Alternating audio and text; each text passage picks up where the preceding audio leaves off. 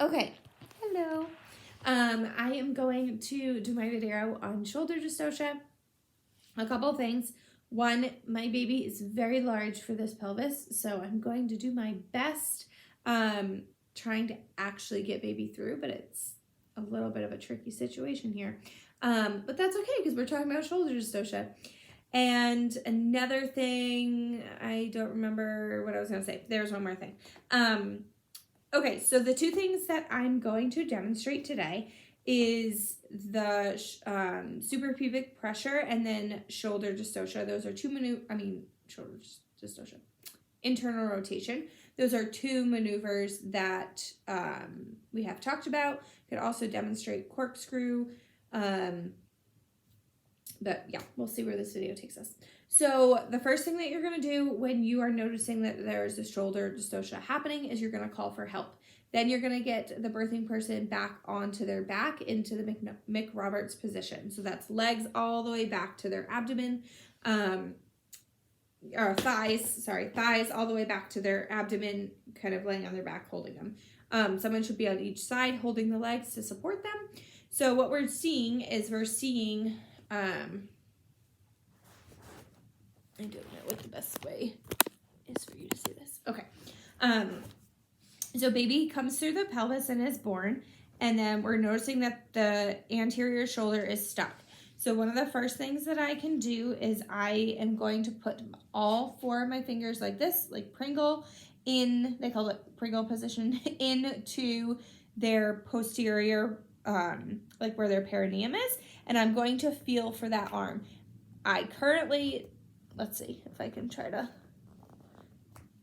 okay, this one I cannot feel for the arm. So what I would do then is I would have someone apply suprapubic pressure up top. I'm going to have them rotate the shoulder, push down, and you're going to rotate towards me. So they would be coming out this way and they would be rotating this way.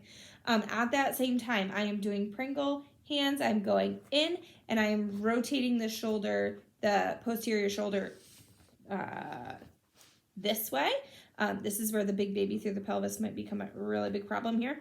So as we're doing that and I'm rotating that way, we should be able to guide the baby out like so.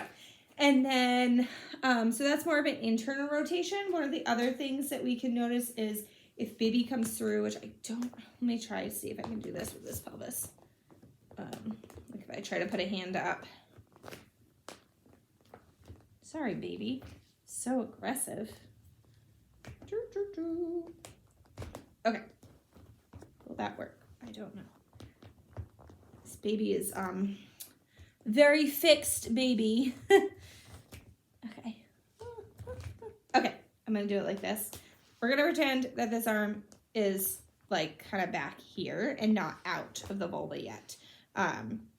So what I would do is, again, I would go in. So we're noticing baby is stuck. We're going to call for help. We're going to get baby back into Mick Roberts position. I'm going to go in internally and I'm going to see if I can feel an arm. If I can feel the arm, I'm going to pull the arm up next to the head. This will help drop down that shoulder. If it doesn't, you're going to do suprapubic pressure into this direction, but it should drop down that anterior shoulder and then baby should be able to be born, like so. Okay, so those are my two rotations. Another maneuver that I've seen is like the corkscrew. Sorry, this poor child. Okay, so this would be going in posterior and going in up top, and you're gonna rotate the baby. You're trying to rotate both shoulders, so the posterior shoulder would go this way, the anterior shoulder would come towards me. That tailbone's in the way. So rotating them like so, and then helping baby to be born. Alrighty, I hope that made sense.